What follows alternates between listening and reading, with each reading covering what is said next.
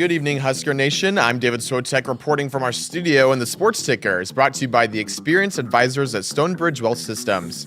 First, Nebraska women's basketball received some awards yesterday for the successful season. Graduate guard Allison Widener was awarded Stephanie Boley's number 34 women's basketball scholarship for the third consecutive season. Two others were also recognized. Senior Callie Hake was also a repeat winner of the Latimer Family Women's Basketball Scholarship, and Logan Nisley claimed the Stone Family Women's Basketball Scholarship. Next, Nebraska softball is set for a 50-game regular season schedule in 2026, including 24 games against teams that qualified for the 2025 NCAA tournament. The Big Red will play 16 home games, 19 true road contests, and 15 neutral matchups. The Sports Ticker was brought to you by Stonebridge Wealth Systems, navigating you to and through the retirement of your dreams. Local advisors, a disciplined process, the retirement compass. Visit StonebridgeIWM.com. Coming up next is the first hour of Sports Nightly, right here on the Huskers Radio Network. Coming to you live from Memorial Stadium, it's Sports Nightly. All the Huskers, all the time. Sports Nightly is presented to you by the NDOT Highway Safety Office, who remind you to buckle up and put the phone down. Hoiberg comes to the right, comes to the left, puts his head down, drives it, kicks it, mast, another three, and he's got it! Bang, oh, bang, oh, bang, oh, bang, oh. Holy smokes, Brink mast. Here comes Hoiberg, cross court, right side. Jacobson catches it, gives to Garcia, now to Mast. Left side now, on the three by Frager. Got it! He sunk that puppy! This place is lit! Hake gets switched on, deep left side, Weaver, 3 seconds to shoot. Deep left side, 1 on the shot clock, Hargrove's 3, you betcha! A buzzer-beating Central Valley 8-3 by Amiah Hargrove. Now, here are your hosts, Jessica Coody and Kyle Crooks, on the Huskers Radio Network. Hey everybody, happy Friday to you. Welcome into, I don't know if we'll quite call it or quite make it a party show, but Friday night on Sports Nightly, we haven't had a whole lot of those, and we've had the last couple of weeks, so we're getting used to being here on Friday nights, but we got, they just took the time down, but 38 minutes, I think, till kickoff and semifinal number 2. You and I both had Miami last night. Yes. We were celebrating. Right on the head there. It was an epic game. Credit to Carson Beck. Everything. What's funny is how we viewed Carson Beck going into the season. He was an overpriced quarterback. He was a product of what college football has become, classically overpaid. And then a guy who struggled towards his end of his tenure at Georgia finds a new spot at Miami. They have a couple of bad losses during the regular season. The debate of should have Miami gotten in over Notre Dame and all that. Of course, they've proved more than their worth in this college football playoff, but Carson Beck specifically had the game-winning touchdown run, was able to drive them down the field after Ole Miss took the lead, essentially a 2-minute drive to find a way to win the game, leave about 15 or so seconds left on the clock, and Miami's defense continues to be for real, and credit to Ole Miss, Trinidad Chambliss, and what he was able to do. And news came out today that he's not going to be able to play an extra year. I think he was hoping for an extra year where he had an injury. I'm not sure what the exact situation was that he was trying to appeal for an extra year that he won't get. So his college career comes to an end, but an Ole Miss team that's undergone so much transition over the last month, and for them to put up the fight they did, it was just a heck of a game. So Indiana and Oregon now coming up, and with Miami knocking off Ole Miss, it is once again, we will not have an SEC champion. Yes, and that's, so how many years in a row? 3, right? 3 years in a row. And look, now that would be possibility of 3 consecutive years. You're going to guarantee that you're going to get a Big Ten team in the national championship game, with Indiana and Oregon getting set to kick off in about 36 or so minutes. So you could have a 3rd consecutive year with a Big Ten national champion. Now, Miami gets an opportunity again in their history to play on their home field for a national championship. How does that factor in? It's a team that's going to have the comfort of everything that they're used to. How does that help them? It's a team that's, I would probably trend that I think I'll trend whoever the matchup is, probably picking Miami in that national championship game. Well, so we, again, do our weekly picks. We picked this game, and Kyle and I both have things on the line, and we ended up picking both the same teams because they're trying to pick opposite of the people that are either chasing us or we're chasing. So I am currently trying to go for second. I've got Oregon to try to go opposite of the interns and Searles, and you have gotten Oregon to go opposite of Nick. So we're cheering for the same teams once again tonight. Yes, and if my logic put me in a spot to pick this game where I didn't have to worry about that, I'm probably going Indiana, but I still feel good about Oregon in this game. The way their defense played against Texas Tech, shut down their offense, and Indiana's a monster. Look, they're just coming off a game where they blew out Alabama, one of the rare occasions where a team that had a bye actually played well with Indiana in the Rose Bowl. It just seems like it's an unstoppable machine. But I think Oregon and Dan Lanning, they'll be ready to score with Indiana. I think the defense will make a couple of big plays tonight. So while I probably wouldn't have picked Oregon in normal circumstances, it's not like I'm not that confident tonight. Right, same. And I think probably I would have gone Indiana too, just with the magical season. But this is the one loss on Oregon's record, and it was one of the epic games at Oregon earlier in the season that ended up being, Indiana keeps, and why Indiana is undefeated and why Oregon is not. And so it was close battle. I know Oregon is without some pieces in this one, but I kind of also lean towards this very well could be a pretty good showdown, being that these teams met and played pretty tight the first time around. All right, so portal news of the day. Huskers got a playmaker, a wide receiver out of UCLA, and we thought that they'd probably go for a wide receiver in this portal group, and already got a lot of guys coming back with Ja'Cory Barney, Isaiah Hunter. You got some Quinn Clark, as you were a huge fan of going into the bowl game.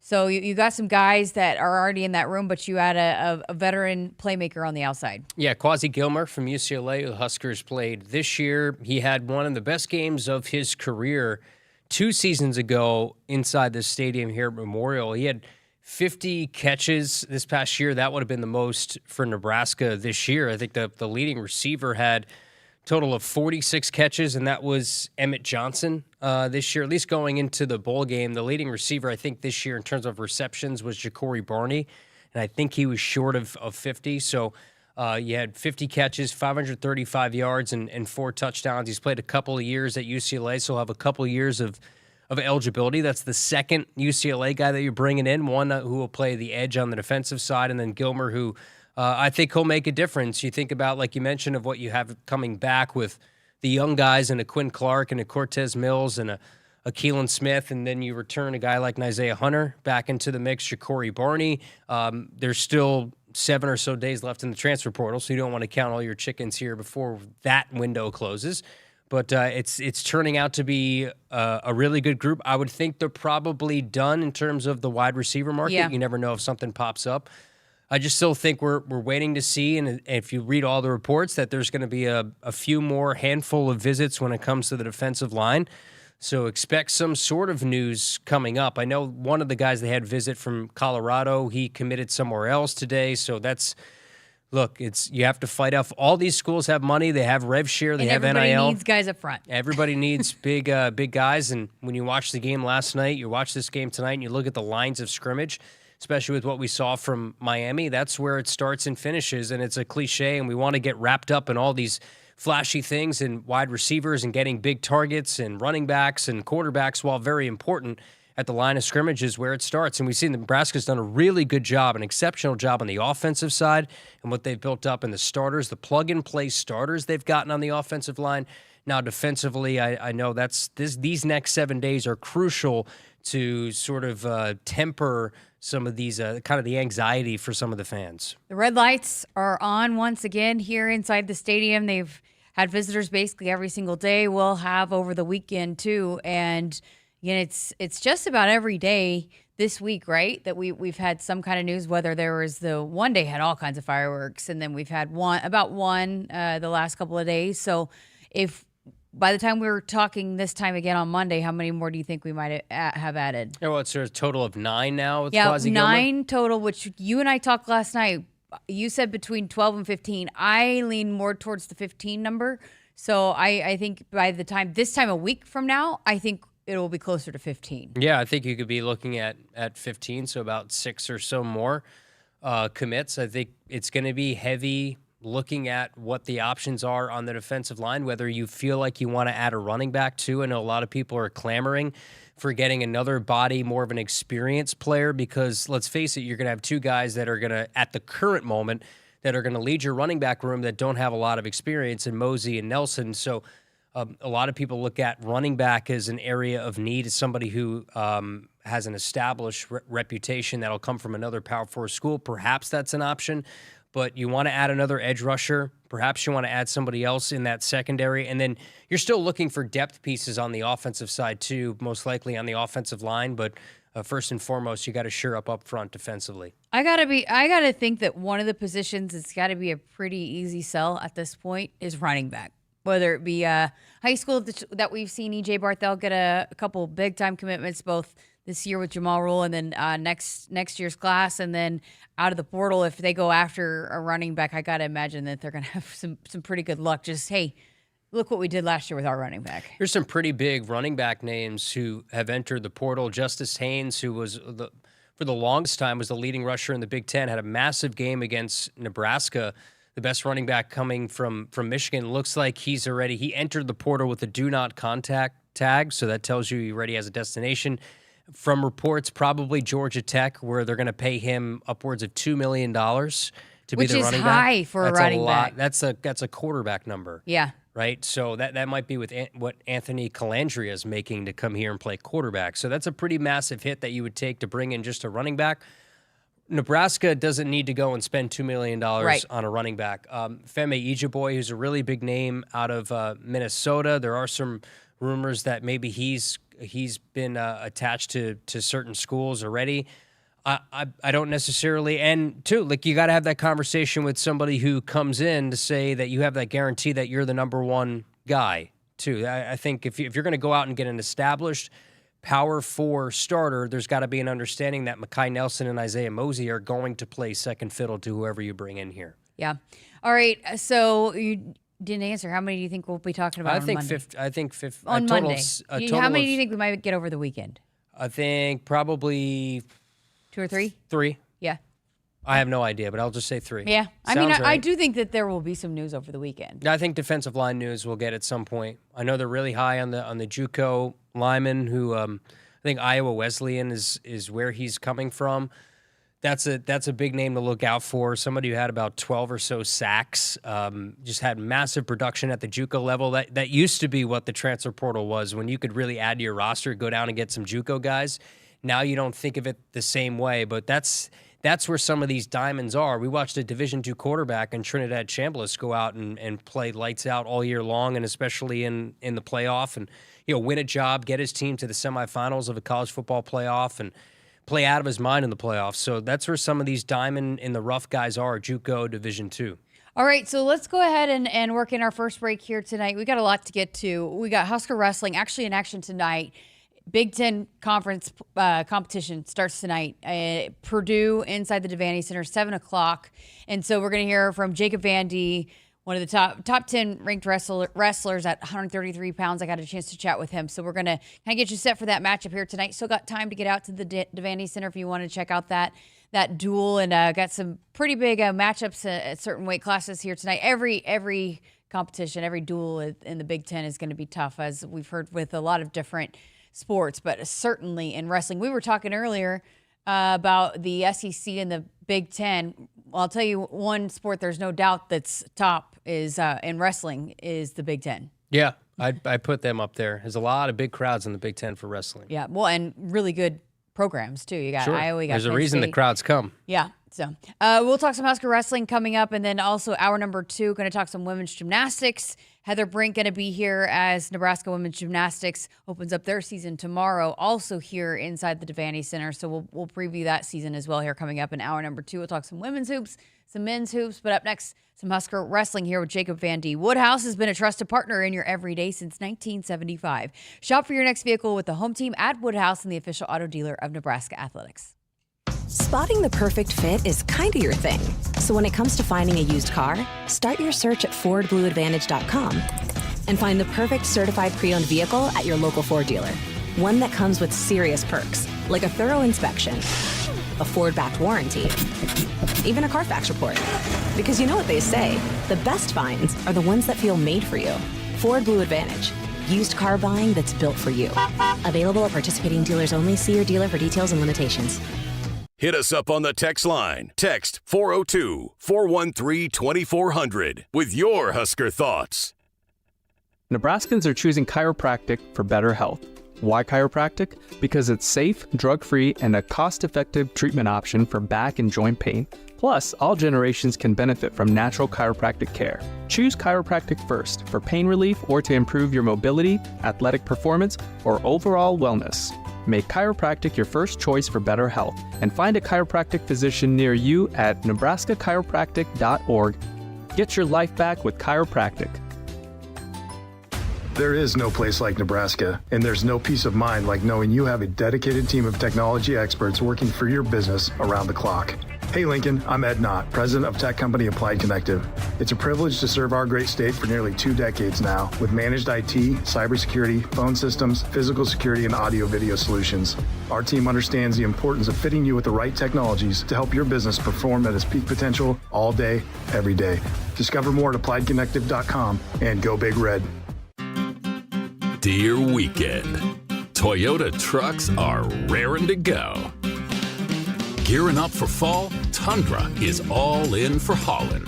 Campers, ATVs, you know Tundra's got the muscle to move it. Going off the beaten path? Tacoma says, let's do this. With handling that tackles tough trails and the backbone to take you where the pavement can't. Both trucks pack sweet tech, posh cabins, and Toyota's legendary reliability. So whether it's a fishing trip at dawn, tailgate at noon, or a remote sunset at, well, sunset, these trucks are built to make every weekend epic. Find yours at Toyota.com.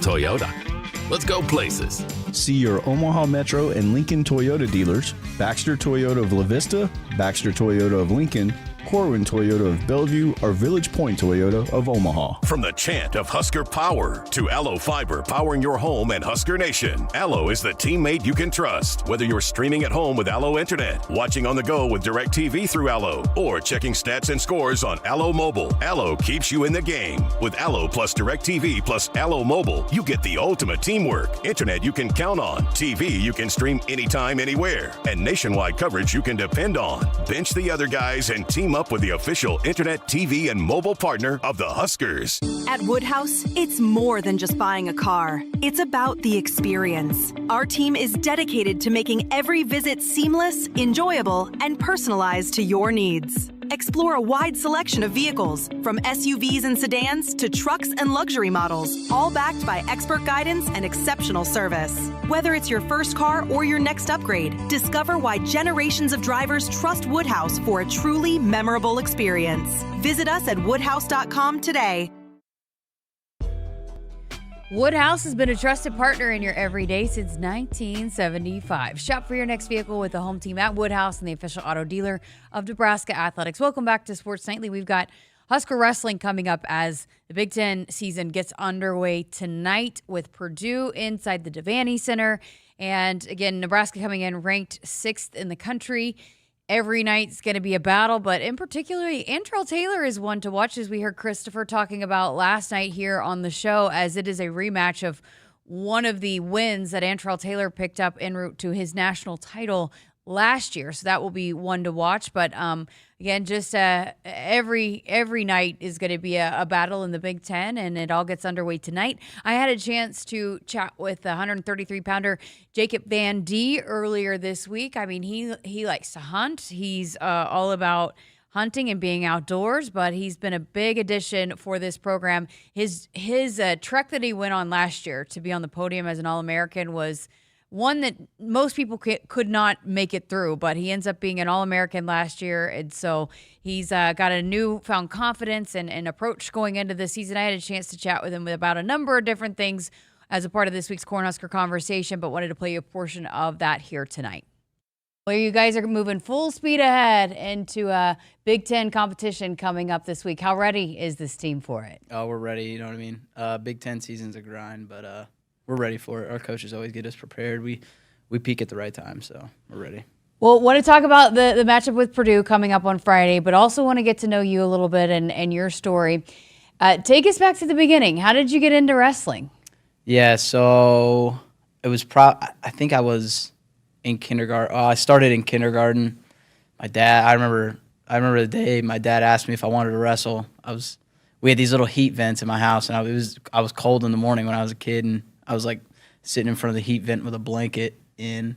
My dad came up to me and was like, "Hey, you wanna go to wrestling practice today?" And I was like, "Yeah." I mean, I didn't know what wrestling was at the time. I just thought it was like WWE, and you know what I mean. But that's where it all started. So that's pretty cool. That's what I tell everybody. It was my dad got me into it. So what'd you like about it that first practice?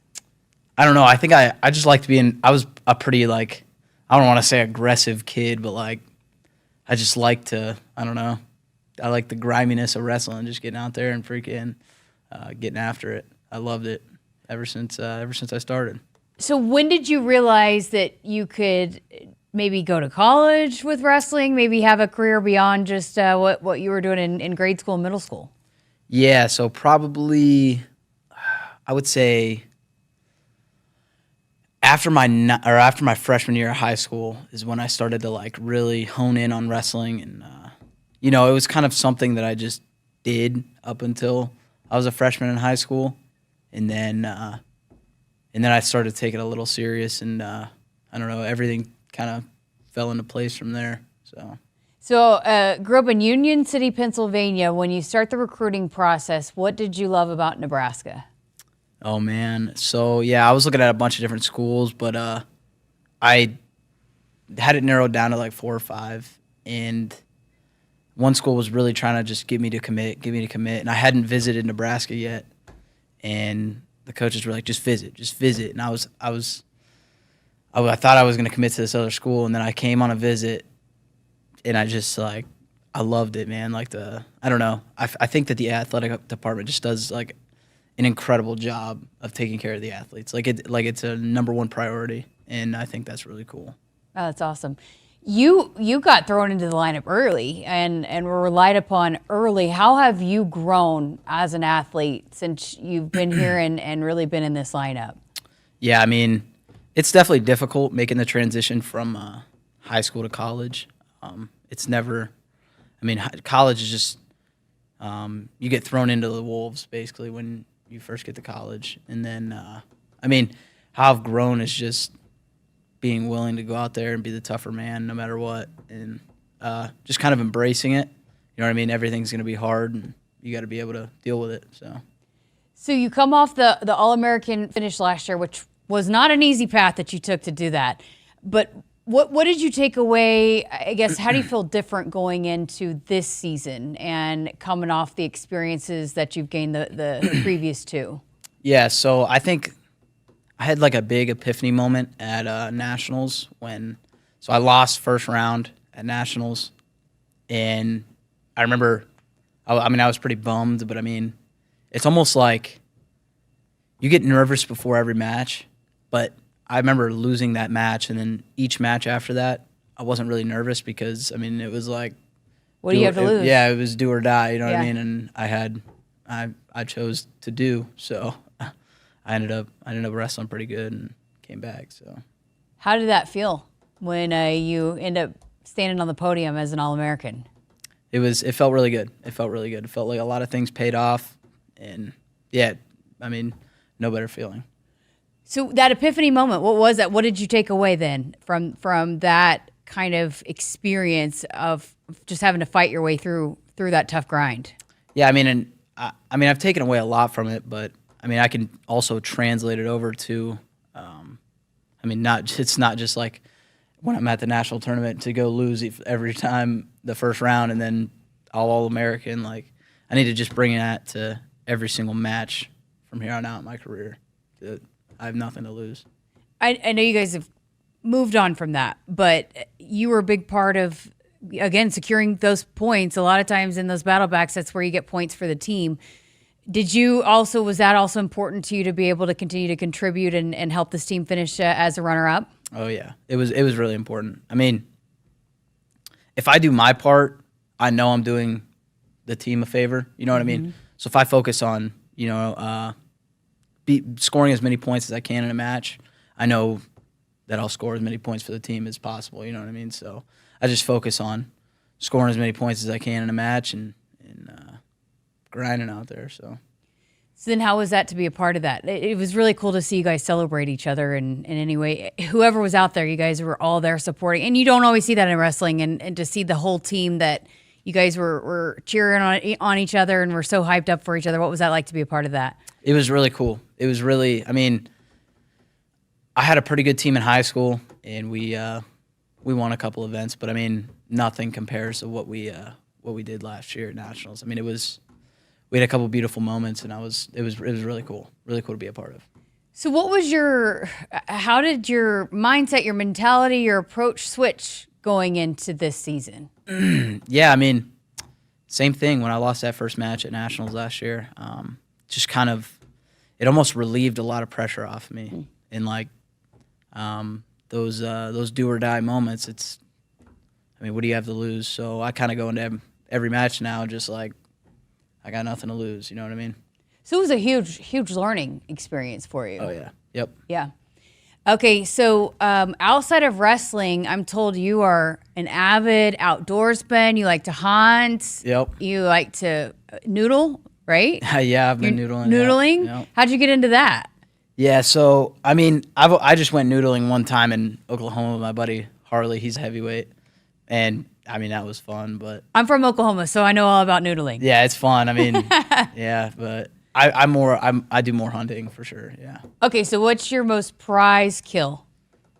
It's a funny story, actually. I think my most prized kill is a bobcat that I killed here, but there's a kind of a backstory to that where I kind of got in trouble with it, so the game warden kind of took it. It was nothing like terribly bad. I just bought the wrong tag, and it was kind of a misunderstanding, but that's definitely my prize kill for sure. Is that a challenge to shoot a bobcat? Yeah, they're pretty challenging to shoot, yeah. I think. So did you hang it on a wall? No, actually the game warden took it, so I couldn't. So I got a cool picture with it though, so. What's your favorite hunting season then? What's your favorite season? Probably whitetail. I like hunting whitetail. Coach Manning said as soon as each new season turns over, boy, even if he told a story, I think you had a duel or something, and you went the night before or something like that? Yeah. So actually it was the Navy Classic. Me and my buddy Kale, we go out. He's a 25-pounder. We go out. I took him whitetail hunting for the first time this year, and I got a couple guys on the team in their first year, and I got Kale a buck the day before we left for Navy Classic, and he shot this cool little 9-point. Had one palmation on one side. It was really cool. So we were dragging a deer out at 10 o'clock at night, and not 10 o'clock, probably 7 when it turned dark. I just remember dragging this deer out in the dark, and we were sweating and losing weight. So we were light that next day. I was going to say, it probably helped you guys meet your weight for the next day. Yeah. So have you always been into hunting? Always. Yeah, I grew up doing it all the time. My dad just showed me the ropes, and then kind of took off from there. I started getting into some different things and do a lot of night hunting now with coyotes, and I'm having a lot of fun with that now. So now you've introduced it to some teammates. Oh yeah, yep. I got my buddy Kale just addicted to it, and a couple other kids that are just addicted to it now. So what's that like then for you to get to experience them when they kind of get the itch for it and then they get their first big one? I think it's really cool. I think nothing beats it. I love, when you harvest a really nice animal, it's obviously a good feeling for yourself, but when you watch your friend do it, it's dang, I introduced them to it, and you know what I mean? So I think that's really cool. And I have a buddy to go hunting with, so I'm not always doing it by myself. So are you do you like to do turkeys, yep, ducks, yep. all of it? Yeah, I shot there's not an animal you don't mind Yeah, shooting. I won't turn down a hunt. You know what I mean? I just like to get out there and hunt. I'm not too big on the waterfowl. I've done it a couple times, but I like turkey hunting. That's fun. But yeah. Do you have a dream destination you would like to go to hunt? Do you want to do moose, bear? I just want to go shoot mule deer out in, I don't even care if it's western Nebraska. I want to shoot a nice muley. So, yeah, that'd be a dream for me. How nice is it how important is it for you to have a hobby outside of what you do as an athlete? Super important, I think. And that's partially why I got a bunch of my teammates introduced to it, just because, you know what I mean? A big part of wrestling is like dieting, and when it gets late at night and you're hungry, sometimes you snack a little bit. So it kind of keeps my mind off of like wanting to go into the kitchen and snack. Instead, I'm going to go in a field and try and shoot a coyote. You know what I mean? So that's partially why I do it. And it clears my head a little bit. You know what I mean? Something I can focus on outside of wrestling. So I've had a few people on that like to go fishing. So I'm sure if there's a Husker fan that's listening that has some options for you to go hunting, you're all in on that, right? Oh yeah, I'm all in. I'm actually going with a guy tonight, so I'm pretty excited. Oh, that's awesome. What are you going for tonight? What are you shooting? Coyotes. Coyotes. Yep. So take me into the culture of this Nebraska wrestling room. Why is it so special? Why is it set apart from other places? I would say it's really special just because, I don't know, we're all really close. We do a lot of things together. I mean, and we really have like each other's back no matter what. I think that's like the biggest thing is, I mean, I know these guys have my back. I got theirs, and I think that just builds an insanely good culture. So, again, that was Husker Wrestling 133-pounder, the All-American Jacob Van D, part of a Cornhusker Conversation presented by Woodhouse. You can listen to that full conversation. It's out now on our podcast platforms, on our YouTube channel as well. And the entire time we were talking about hunting, I was just thinking about how much he and Jeremiah Searles would be besties. Yeah, they would get along really, really well. Does he need an agent? Because I think Searles would rep him. I think so. A lot of hunting talk. Yeah, well, it's a big thing in the wrestling community, apparently. Well, with Jacob Vandy for sure.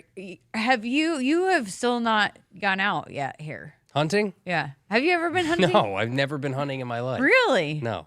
Even I've been hunting multiple times. You're born and raised in Oklahoma, correct? Yes. That's part of the culture. We don't do that in northern New Jersey. You don't? No. What do people hunt in New Jersey if they're going to go hunt? Actually, people probably do hunt deer. Yeah. White-tailed deer. Yeah. I think skunks, raccoons, varmints, black bears. A lot of black bears around where I live. But there's certain seasons for these things, correct? Yes. You can't just go hunting all willy-nilly. Hunting, no, you cannot. There's definitely seasons that you have to be able to. There's certain times of the year, and you have to buy the right tags, as you heard him say. Yeah. Anyways, but I just like to leave my animals alone. Husker Wrestling back in action again, coming up here in about 23 minutes. So you still got time to get out there. The take on Purdue here as the Big Ten season gets underway tonight. So, our good friend, our intern here, Christopher, is going to be on the call on Big Ten Plus. So we'll look forward to hearing his call. And there's some big-time matchups here coming up with Husker Wrestling. And as they continue to Big Ten conference is underway, they've got some fun ones coming up here over the next month or two. So we'll look forward to trying to. We talked about maybe going out there at some point, maybe trying to do a live show. Yeah, maybe I can wrestle somebody out there. What do you think? I think Mark Manning can give you some pointers. Yeah, it's you should too start tiring making of a you sport. go to every sport and doing like a how-to with every coach. Like Peter Cobalt could teach you some tennis. If that's what gets me in that golf driving range here in the facility, I'll do it. Funny story is taking my aunt had never been up here and never been to Nebraska, hadn't seen anything. So she came up over the weekend and we went to both the men's game and the women's game because huge basketball family. Like she grew up in the gym as well, watching my dad play. So they love watching basketball. So I was showing them the tour. And we go up there, and I was telling my dad about the new golf facility, and he's trying to open up the door. I'm like, Dad, I'm sure you're Troy not. Dannon can't get I in was that door. And then I tried my key, and it was like, no, couldn't Matt get in. Rule and Troy Dannon can't get in that door, so it's nice. Good luck. It's really, really nice. All right, we got to get to break. Going to talk some men's hoops. Big matchup coming up tomorrow for Fred Hoiberg's crew. Keep it here on Sports Nightly. I got to see my brother get married. I would have missed my dad's birthday. Because I wore my seatbelt, I had the privilege of being part of his special day. I got to go home and see my family again. Does it click yet? Brought to you by NDOT Highway Safety Office. I would have never had the chance to see my daughter become a doctor. I was able to go to my brother's graduation. I wouldn't have adopted my first pet. And then it clicked. My seatbelt saved my life. Does it click yet? Brought to you by NDOT Highway Safety Office. Hit us up on the text line. Text 402-413-2400 with your Husker thoughts. Dear weekend, Toyota trucks are raring to go. Gearing up for fall, Tundra is all in for hauling. Campers, ATVs, you know Tundra's got the muscle to move it. Going off the beaten path? Tacoma says, let's do this. With handling that tackles tough trails and the backbone to take you where the pavement can't. Both trucks pack sweet tech, posh cabins, and Toyota's legendary reliability. So whether it's a fishing trip at dawn, tailgate at noon, or a remote sunset at, well, sunset, these trucks are built to make every weekend epic.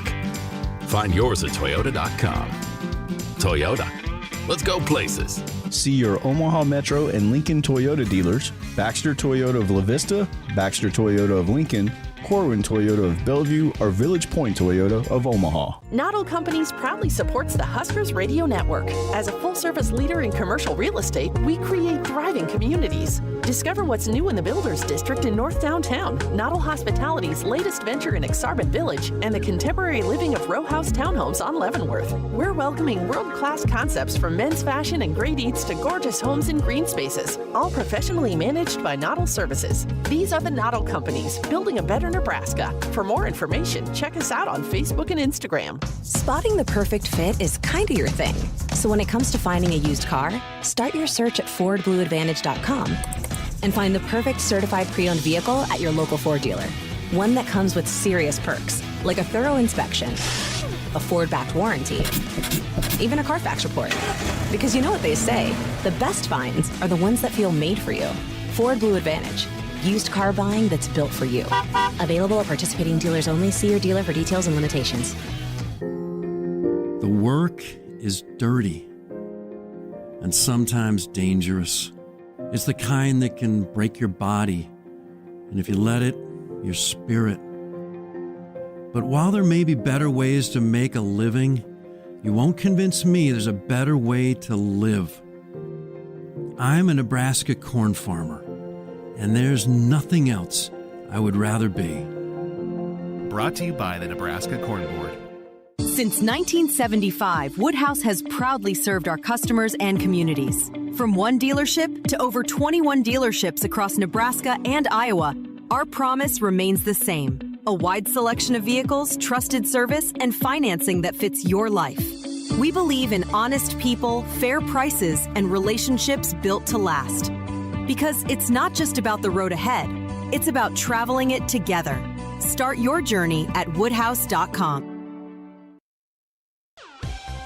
The Huskers Radio Network Broadcast Center is sponsored by Akrs, the Midwest premier John Deere dealer, supplying the equipment and service to advance agriculture and much more. Akrs, solutions for every field. Welcome back to Sports Nightly with Kyle Crooks. I'm Jessica Coody. We've seen about 85 hype videos. The teams are making their way onto the field. The ESPN crew has made their picks, and it is a clean sweep for Indiana. So if that's the case, you and I are not going to have a good night. Well, that's the infamous screenshot. Usually it goes the opposite way, and then the Oregon fans can post that screenshot after the game with all of the Indiana clean sweep. But Oregon's running out of the tunnel right now. It's funny, you have kickoff time says one thing, but truly that's just the start of the pregame show, and by the time the thing actually kicks off, it's 2 hours later. But massive crowd there, as you would imagine, and they're both running out of the tunnel. We're still probably about like 15 minutes away from kickoff. I was going to say, they had the clock on for a long time, and it was like 49 minutes when I sat down here at 53. So we're past that. Dan Lanning, he looks like just a nut, and he's the exact kind of nut that you'd want running your football program. He looks like he just had 4 of Ben McLaughlin's energy drinks. And so what I'm hopeful for is next year around this time when both teams are getting ready for the coin toss, that it's Jessica Coody is walking out to that Peach Bowl logo next year. I know. How great would that be? Toss. Not the Peach Bowl, because it's not the... Whatever it is next year. And I'll tell you this, we'll lose the coin toss because we lost about 90% of the time. We lost again in the bowl game. We did. We started off losing. Not that it matters. I think we won only 4 times. Yeah, we didn't win. We were on the losing end. We went 0 for 6 to start. We finally won because Coach Roll came up to me before the kickoff he said, we're going to win this one right here, Jess. And then they won it. But then they lost 2 more in a row. I think they won like one. Yeah, it was not very many. Yeah, we saw the offense on the field early to start because most times you defer when you win the toss. So we always saw the offense to begin the game. Next year, we got to turn the tide. We got to win that coin flip a little bit better. Tails never fails. How many times did we pick tails this year? Were we consistent when we had the opportunity to pick, at least, as the road team? No, I don't. Henry Lutoski won one, and he picked tails. I do remember that. Okay, so Henry's the good luck charm. Unfortunately, he's not here next year. I think it went heads a few times. I don't know, but a lot of times it was when the other team picked, they always won. Is when we were not picking. But we just got a text. I appreciate this. He didn't sign his name, or they didn't sign their name, but Jessica, love your interviews. When they tell a story, you always say that's awesome or that's great. Thanks for what you do. Thank you for that text. That's very, very nice. She never says that about my stories. Your she stories says that's stupid. That's dumb. Next. I do not. Here's a commercial break. You never laugh at my jokes. I always laugh at yours, though. By the way, can we give a shout out to Sonny Coody here, because there's a voting that's taken. I've been saying this probably for weeks because you've told me about this voting that Sonny is up to be the best dog in America or whatever the official contest America's is. favorite pet. America's favorite pet, and Sonny is up in the voting. Can we please at least promote this? Can we use the platform? I know it's cheating. She's doing pretty good in the first cut, so I wasn't gonna. Why not? Let's bury the competition. I wasn't gonna bug people until we got past. You have a whole YouTube chat that would jump at the opportunity to vote for this. Some of them already did, so I appreciate those guys. Yeah, Let's do it. I'll put the info out there when there's a prize that goes into this, by the way. If she's on the cover, she could be on the cover of a dog magazine. If Jess wins this, she might just retire from this job with the cash prize that comes along with it. But let's vote. Let's vote. Come on now. Thank you. Okay, so we got a few minutes left here, and then we've got one more segment. But I did talk basketball. Did want to talk some hoops, yes, because big one on the road tomorrow at Indiana, and had one. Again, both these games this week on the road, and so you take care of business at Ohio State. Now you got a big one at Indiana. If Indiana wins this game tonight, it very well could be. Yeah, hungover crowd, late arriving crowd for an 11 a.m. tip tomorrow at Assembly Hall. Yeah, it's an early tip, but this team. So I've gotten text messages. Even DB has texted me about how I felt about certain games, and this team feels different for me.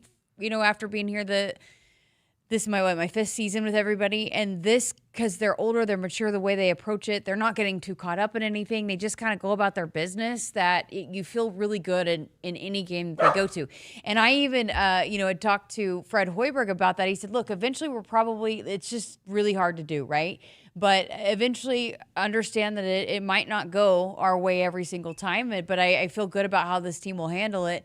But I do feel every time they're in a kind of matchup like this, I feel really confident just because of the way they've gone about their business. I think the way that Nebraska fans have watched hoops throughout the years and they expect the other shoe to turn, I think that's where, if there's any trepidation in this season, is that, this can't last, right? But to your point, this team is built to last with the veteran leadership, with the guy like Rink Mast, and some of the young parts of this team, Braden Frager, the way that he stepped up the other night against Ohio State. I mean, I don't think anybody really, the way the season had been going, I think a lot of people, if they lost the other night at Ohio State, road game in the Big Ten, you'd say, okay, that kind of makes sense. We're on to the next game. We're heading to Indiana, get ready for that game. And I think the same thought process is here. If you lose this game, you almost say to yourself, okay, whatever, eventually this team is going to lose. But every single time they play, they just seem to show up, and the expectation it gets bigger and bigger and bigger. You're in the AP top 10, and this team, the next step is, okay, what do we do to get to the AP top 5? And that's to go on the road and win these types of games. They are now the hunted, not the hunter, too. But it's a veteran group that is equipped to be able to handle that, and they show it time and time again. And I also think just with the numbers and the minutes that some of these guys are having to play, they've also been very, very conscientious about how they're approaching that. I mean, oh my goodness, pick 6. Sorry, already? Oh, Dante Moore just threw a pick 6. Wow. So Indiana already up. Was that the first play from scrimmage, guys? It was. First play from scrimmage, Dante Moore, pick 6. Wow. So now I don't want to derail what you're talking about, but Josh Hilkeman's at our picks, largest lead of at any point in the game. Some of us took the over. I think it was 19.5 for both semifinal games. I thought it was 21. Was it 21? Largest lead last night was 7. So I thought that there would be a big jump for one of these teams, and I think it's going to be Indiana gets out to a 14-0 lead here. I think that would put it right at that number. Wow. Already. The TV is to my right, so if I'm looking at Kyle, I can't really see what's going on, and you just react. Oh my goodness, it was so tailor-made pick 6, first play of the game. But no, so when we had Price Sanford in the other day, he'd come from a massage. Kel Jacobson was telling me rinks, how he goes about what he does pre and post practice, after the game. Like, it is just meticulous and long and lengthy. So I also, you get a little worried. I mean, I was talking to Kent back before the Creighton game, and he was telling me he's a little bit worried just about the depth and still trying to get Oogie back to be able to contribute some minutes. But when you're just playing 7-8 guys and a lot of minutes, and in these games that seem to continue to be close every time, that can also take a toll. And so I also think that is something to maybe continue to watch out for as we move forward. But again, going back to how this team is just so mature and how they do everything, that's another part of it too. I think most teams are built to play 7 or 8 when it comes to conference games. You're not going to run the same amount of numbers. Ohio State played a lot of guys the other night, but for the most part, you're going to play 7 or 8 players in key conference games. So that's how much you want the rotation to be. So legs are going to get heavy as the season continues to move on, and we still got a lot of season left. And I think this team understands that. While you've accomplished some things, you've had the best start in program history and all these things, your highest ranking in quite some time, that in the end, you haven't accomplished the ultimate goal that you want to. All right, got to get to a break. We're back to wrap up hour number 1 next. Returns on the farm are under pressure, with market challenges and environmental hurdles putting every seed to the test. But you have an ace in the hole, Streamline Ag. Designed for every phase of growth and development, Streamline Ag gives your seed what it needs to thrive, from enhanced stand establishment and early emergence to essential nutrition and stress management. Streamline Ag gives your seed the power to reach its full potential. Visit us at streamline-ag.com to learn more. Hit us up on the text line. Text 402-413-2400 with your Husker thoughts. It's not a job. I don't start my day by logging in or end my shift by punching out. I don't have a corner office, but I do have a seat with a view. I get to see every sunrise and every sunset. And while I may technically be my own boss, I fully accept that I am not in charge. I'm a Nebraska corn farmer, and there's nothing else I would rather be.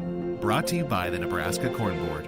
From the chant of Husker Power to Allo Fiber powering your home and Husker Nation, Allo is the teammate you can trust. Whether you're streaming at home with Allo Internet, watching on the go with DirecTV through Allo, or checking stats and scores on Allo Mobile, Allo keeps you in the game. Bench the other guys and team up with the official Internet, TV, and mobile partner of the Huskers. Go Gig Red. Visit allofiber.com/Husker Radio. Welcome back. Final few minutes here of hour number 1 of Sports Nightly. Still got a whole nother hour headed your way, and lots to get to. We're going to talk some women's hoops here coming up as they're coming off a big win. So much Indiana talk. Indiana's in the college football playoff. Men play Indiana tomorrow. The women beat them last night. It's Indiana everywhere. Hoosier week, I guess. But I saw this tweet the other day. It was a meme of Bobby Knight on the phone and Tom Osborne on the phone and said, if I would have told you, and then obviously the thought is Indiana's great at football and Nebraska's great at basketball, probably wouldn't have thought these two schools sort of the roles have reversed a little bit in those sports here some years later. So pretty cool. Pretty cool. All right, so Oregon driving currently. So Paul ended up texting. Paul at Hoskins, Nebraska. He listens nightly and tries to text in while he can. So thank you. Thank you, Paul. Appreciate it, Paul. Maybe I can get out there one day. Okay, so back to the matchup tomorrow. We watched Indiana. They were on the other night in a pretty big fight with Maryland. Was Maryland, right? For about a half and maybe 5 minutes, and then they ended up running away with it. But it's a good team that is going to be a challenge for Fred Hoiberg's crew tomorrow. Yeah, have a new head coach, and for them, 12-3, 3-1 start in the Big Ten. Lamar Wilkerson's had a really good start to Big Ten play. I think he's had 20 or more points in the last 4 games. A lot of size, 6'6", 6'7", 6'9", up front. So it's a team that's built with a lot of size. They shoot a lot of threes. They score at a really high clip. So I would expect this game to be pretty high scoring. Key for me, get off to a fast start. Can you find a way to get an early lead, perhaps a double-digit lead? Is it going to be a slow start for one of these teams, given that it's going to be an earlier tip-off between these two? So that's where it begins, is what does that first 5 minutes look like when both of these teams are feeling each other out? Two high-scoring teams. I think so. I asked Coach Hoiberg on the TV show the other day if that Michigan State performance is the best defensive performance of the year, and he said it probably was. But I think what's encouraging, and that's what Price and I talked about the other day, is that for as many wins as they've had, and big wins at that, they still feel like they have not even put together a complete 40 minutes, whether it be they haven't put their best defensive and offensive performance together. And again, it's not like you don't want to be playing your best basketball. You want to continue to build.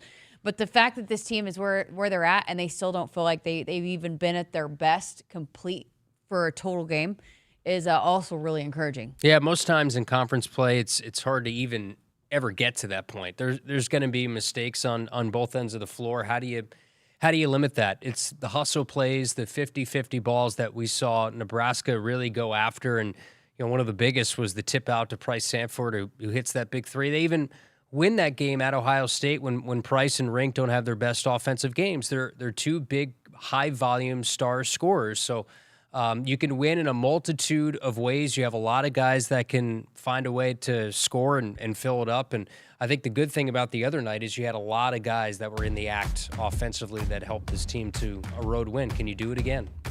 Be a big one. Again, coming up 11 a.m., so early one tomorrow. So we'll have the call for you starting at 10 a.m. here with Kent and Jeff for the pregame show. So hopefully they're ready to roll bright and early. That was a little bit of an issue at times last year. They had some early tips, and it just was so hard to get going, especially when you traveled out, which the time change won't be an issue this time. But sometimes when you play those early tips and you're in a different time zone too, it's a little bit challenging. But this team, again, is going back to everything we've talked about. They're so sure they'll be able to handle no matter what's thrown at them. But big one coming up tomorrow for Nebraska men's basketball. All right, that's going to do it for hour number one. Still a whole nother hour coming up. We're going to talk some women's basketball, some women's gymnastics. So lots to get to here on Sports Nightly. Keep it here on this Friday night edition.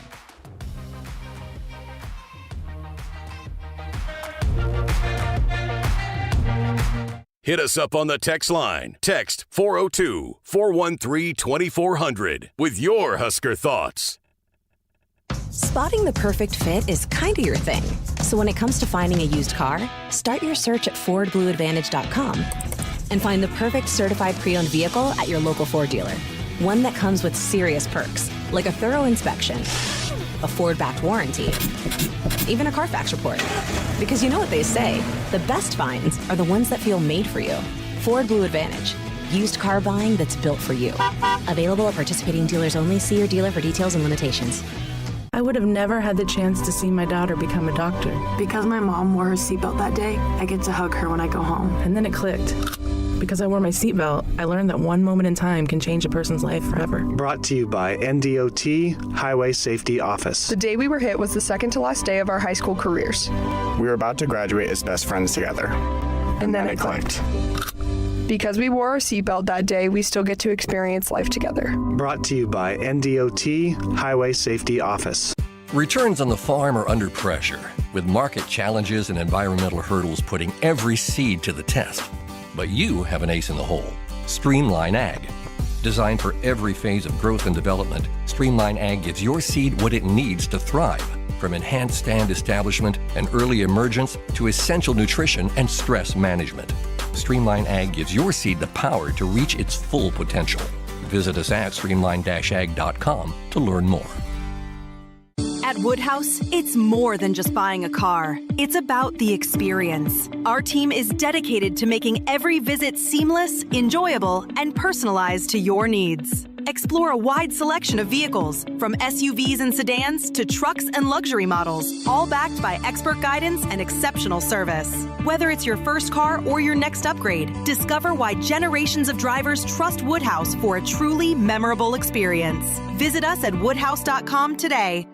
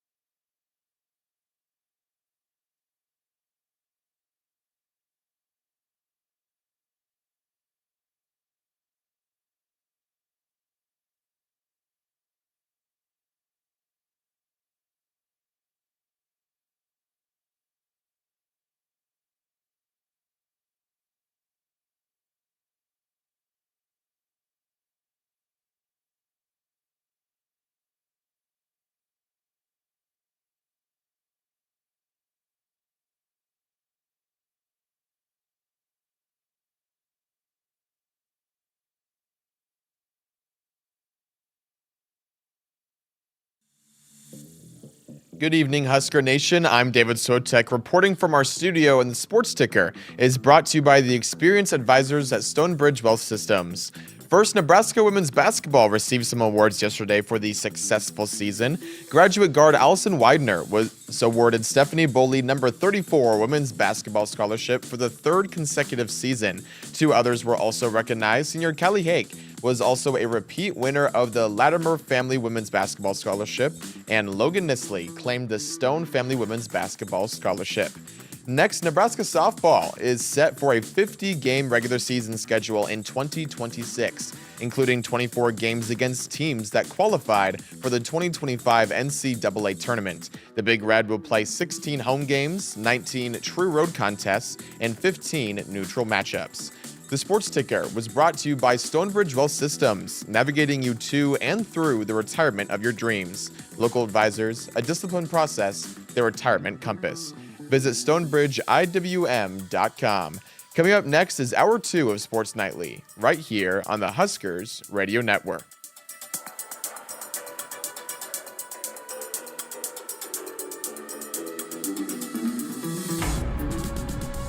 Coming to you live from Memorial Stadium, it's Sports Nightly. All the Huskers, all the time. Sports Nightly is presented to you by the NDOT Highway Safety Office, who remind you to buckle up and put the phone down. Hoiberg comes to the right, comes to the left, puts his head down, drives it, kicks it, Mast, another three, and he's got it! Bang, oh, bang, oh, bang, oh, bang, oh. Holy smokes, Brink Mast. Here comes Hoiberg, cross court, right side. Jacobson catches it, gives to Garcia, now to Mast. Left side now on the three by Frager. Got it! He sunk that puppy! This place is lit! Hake gets switched on, deep left side, Weaver, 3 seconds to shoot. Deep left side, 1 on the shot clock, Hargrove's 3, you betcha! A buzzer-beating Central Valley 8-3 by Amiah Hargrove. Now, here are your hosts, Jessica Coody and Kyle Crooks on the Huskers Radio Network. And welcome back, hour number 2 of Sports Nightly, our final hour of the week on this Friday evening.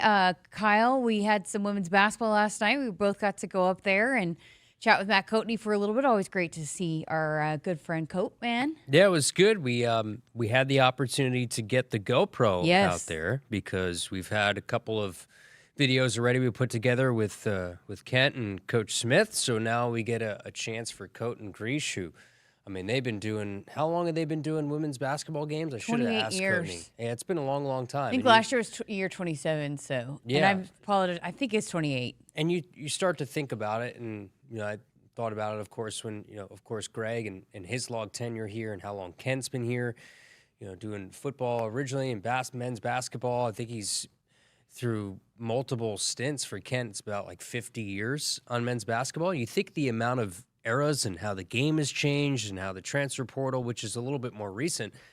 But when you're Coat and Greash and you're here for coming up on nearly 3 decades of just how much the game has changed, and specifically women's basketball, how much that has changed, the attention around it and how the style of play has changed around women's hoops. So they've seen everything in this program, and they have a good team to watch this year. Absolutely. Well, it was a big win. I mean, we had talked about the 2 tough losses to open up 2026 there, I guess the first 2 back in Big Ten conference play with USC and Iowa. But you got back-to-back wins now with Purdue and Indiana. It's never going to be easy, but hey, Indiana gave them a fight, as Amy Williams told us about earlier this week. They fully expected to get Indiana's best. They had a couple pieces back, but in the end, you withstand the runs and you hold them off and you get another big one. You just cannot take these for granted, and especially you got to protect the home court. So big win last night. Yeah, it was a bit of a slog to the finish, right? Mm-hmm. With just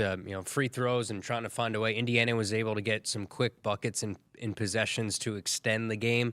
And it was one of those for Nebraska. If you hit your free throws, the game's over. They were able to seal it out. And they had, I think one of their players was injured. They got back yesterday. Yep. They had one player go for 31 last night. But Britt Prince was tremendous, especially at, the foul line.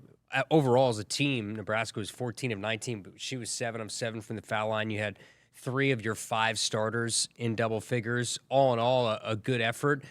Indiana played well too, and it's you've mentioned this a couple times. It's a team that has continued to give Nebraska fits, and historically is a really good program. They shot 51% for the night. A huge difference was at the three-point line. They doubled up the amount of threes Nebraska did that Indiana hit. So that was kind of the difference. And anytime you can keep it under 10 turnovers in a game, they had 7 turnovers, I think, to 20 assists. That's a really good assist-to-turnover ratio for the Huskers. And they put out a video on social media that Amy Williams was talking specifically about that. One, you got to protect your home court, but when you have 20 assists, only 7 turnovers, that's a winning formula. Absolutely. All right, well, I had a chance to chat with Amiah Hargrove following the win. Well, another win for Husker women's basketball. Big one in Big Ten play over Indiana. It was a tough grinder here with Amiah Hargrove. Well, how are you guys able to pull this one out? You know, every night in the Big Ten is going to be a battle, but this one in particular, how were you guys able to overcome and get the win tonight? Yeah, I think it was embracing the physicality and kind of being physical back, and then rebounding and getting stops. Shea Chesky was great, and I think when we were able to rebound the misses and kind of limit other people, we really executed our game plan defensively. So. Yeah, talk to us about the defensive game plan. There were times that you made it really tough on them. Like, what kind of pride do you guys take on the defensive end? How important is that for what you guys continue to do moving forward? Yeah, I think it's just knowing our personnel and playing into our scout. We do a great job of preparing for teams, so I think just playing to that, our coaches do a great job of, and we trust the game plan, and once we lock in on that, we do a great job.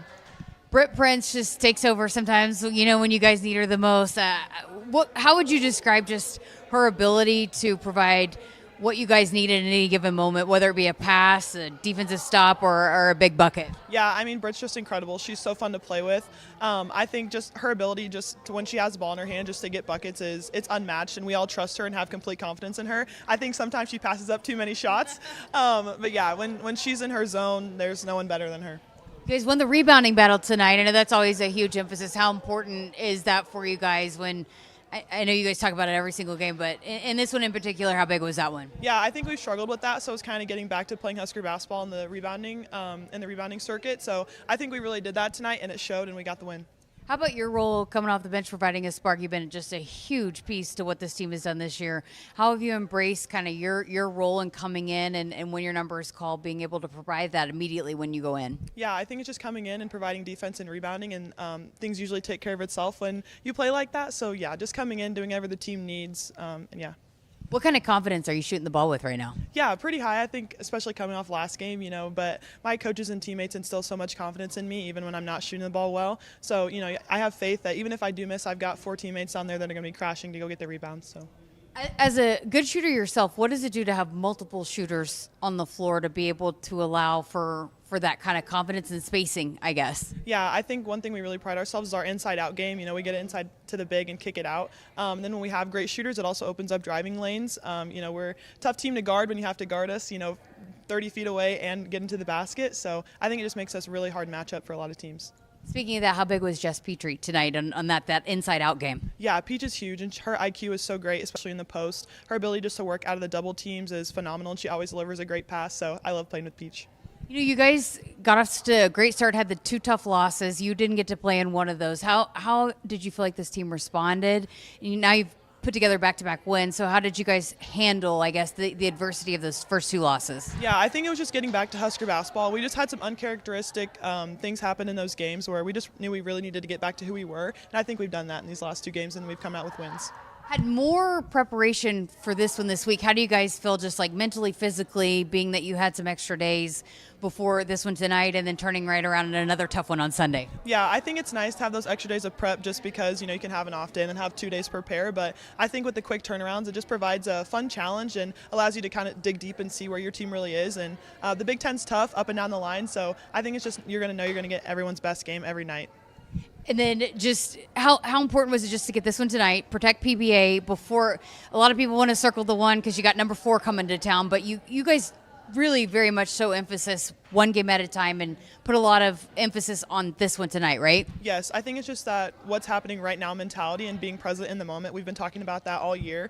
Not looking past teams because, every game in the Big Ten, like I said, is going to be a battle. So you can't look past anybody. So I think it's really just being where your feet are and being present. How important is it for you guys to guard the yard, as you guys like to say, and protect the vault? Yeah, so important. In PBA, the crowd, it's amazing. I love playing here. I think we all do. But yeah, it's just so fun, and to get Big Ten wins at home it's huge. All right, so big one on Sunday. Now you can look forward. Number 4 coming to town. The bigs are going to be big, right? I mean, it's a big-time matchup, and you guys have to be good on the board. Allison Widener cheering for you over there.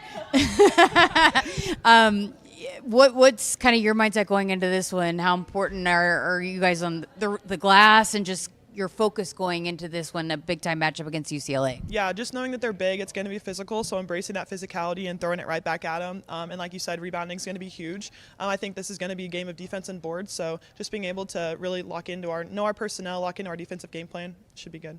How exciting is the and again, it's not just Sunday. It's like almost every night in the Big Ten, you guys are going to have a big opportunity like this, but how much do you embrace kind of the opportunity? You've been right there in a couple of top 25 matchups to start Big Ten play, but how much do you guys embrace kind of the opportunity that lies ahead with UCLA coming to town? Yeah, I think, like I've said a million times, the Big Ten is the best conference in women's basketball, and I think every night just knowing that it's going to be a battle, it's so much fun, and that's what you want to do as a college basketball player. You want to play at the highest level, and I think that this conference provides that, and UCLA is just the next one on the list, so we're just ready to get in here and have a good game.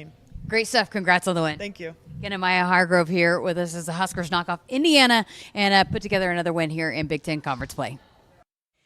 Okay, so mentioned it. It's a big one, and this team has just been very locked in on one game at a time. And while we want to maybe look ahead a little bit because it's a huge matchup coming in here on Sunday night with number 4 UCLA, they took care of business last night. Now it's on to the next, and big challenge awaits on Sunday, 6:00 inside Pinnacle Bank Arena. Yeah, and hopefully it's a good crowd that we have at PBA. But UCLA is a different type of test, so they're number 2 in the net, number 4 in the country. And I was sort of looking up their stats, but they're one big player that is when you look at the numbers, stands at the top is their center, Lauren Betts. Yeah, she's unbelievable. Transfer from Stanford. A walking double-double, essentially. She had 31 and 12 against USC last time out, so good luck with her. How do you find a way to maybe get a player like that in foul trouble where you could set yourself up to maybe try and steal one at home? But I know this would be a good environment. I will say this. I mean, as much as she's a problem inside for the Huskers to match up with, the thing about what Nebraska does and their bigs is they are able to stretch the floor, and they're a little bit of a matchup problem too for teams that because they player like Amiah Hargrove, Jess Petrie, we've seen that they can stretch the floor a lot like with the men's basketball team that it can cause some matchup problems for some of these teams that are bigger. I think this is a game, Jess, where you probably got to hit north of 10 threes. One of those games where you get nuclear from outside, probably hit 14 threes, and it's a game in the fourth quarter, and you get the crowd into it in the final minutes.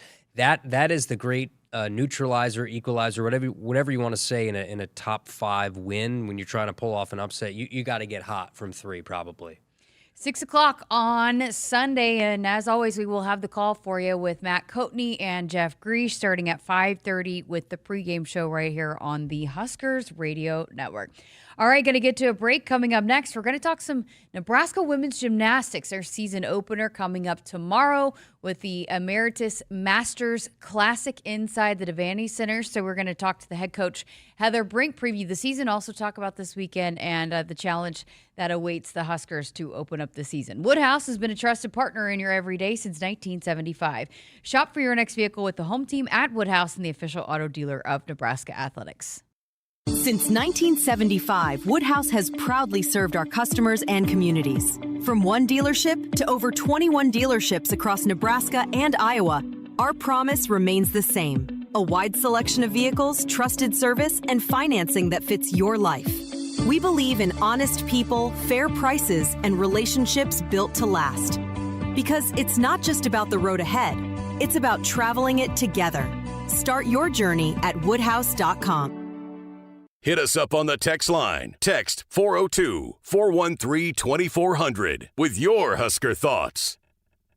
And now, introducing the starting lineup of your Nebraska Huskers. Starring Allo Fiber. At number 1, Allo Internet. At number 2, no satellite dish required. DirecTV through Allo. And at number 3, Allo Mobile. Allo Fiber, the official internet, TV, and mobile partner of Husker Nation. Level up your game and go to allofiber.com/Husker Radio. Dear weekend, Toyota trucks are raring to go. Gearing up for fall, Tundra is all in for hauling. Campers, ATVs, you know Tundra's got the muscle to move it. Going off the beaten path? Tacoma says, let's do this. With handling that tackles tough trails and the backbone to take you where the pavement can't. Both trucks pack sweet tech, posh cabins, and Toyota's legendary reliability. So whether it's a fishing trip at dawn, tailgate at noon, or a remote sunset at, well, sunset, these trucks are built to make every weekend epic. Find yours at Toyota.com. Toyota, let's go places.